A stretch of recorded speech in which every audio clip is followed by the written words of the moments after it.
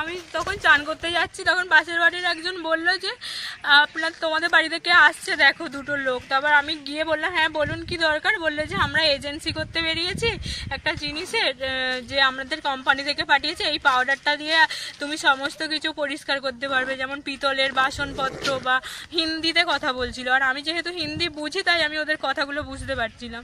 পিতলের বাসনপত্র বা রূপোর জিনিসপত্র। তারপরে আমি বললো একটা পিতলের কিছু নিয়ে আসো আমি দেখিয়ে দিচ্ছি বলে আমার এক ঠাকুরের একটা ছোট্ট গ্লাস ছিল পিতলে, সেটা এনেছি, একটুখানি ঘষে দেখিয়ে দিল। তারপরে রূপোর কিছু দেখাও, আমি তারপর পায়েতে নুপুর পরেছিলাম সেগুলো দেখালাম, বললো যে হ্যাঁ পরিষ্কার করে দিয়ে আবার আমার হাতেই দিয়ে দিল। তারপর বললো তুমি চাইলে সোনার জিনিসও পরিষ্কার করতে পারবে। তারপরে আমার ভাসুরপোকে বললো যে একটা মগে করে একটু জল আনো। আমি জল এনে সেই পাউডারটা আর একটু তেল দিল, বললে এতে তুমি তোমার সোনার জিনিস কিছু ডুবিয়ে দেখো, নিশ্চয়ই তুমি এগুলো পাবে।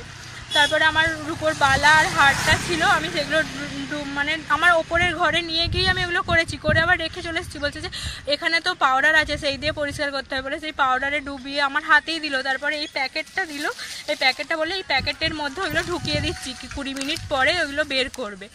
একটা মগে জল ছিল তাতে ডুবিয়ে দিল, আমি এবার মগটা আমার হাতে দিয়ে দিল, প্যাকেটটাও আমার হাতেই থাকলো। তা আমি ভাবলাম যে ঠিক আছে তাহলে একটু পরে বের করবে। টিপছি বলে বলছে টিপছো কেন, তাহলে ইয়ে হবে না, একটা পরিষ্কার হবে একটা হবে না, এরকমভাবে বলছিল। তারপরে আমি বললাম যে আচ্ছা ঠিক আছে তাহলে।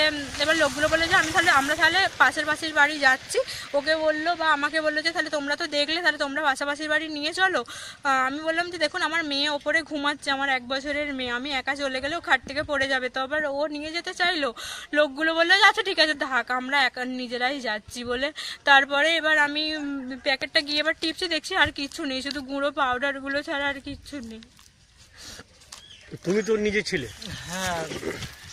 আসলে তুমি কি করে এই ভুলটা করলে? সোনার গয়নাগুলো যে নিয়ে চলে আসবে আর নিল, হাত থেকে নিল, আবার প্যাকেটটার ভিতরে করে দিল, দেখতে পাচ্ছি তার মাঝে কি করে ভ্যানিশ করে দিল।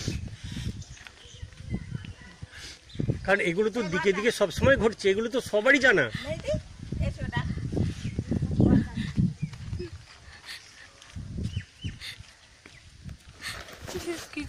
কত সোনা ছিল?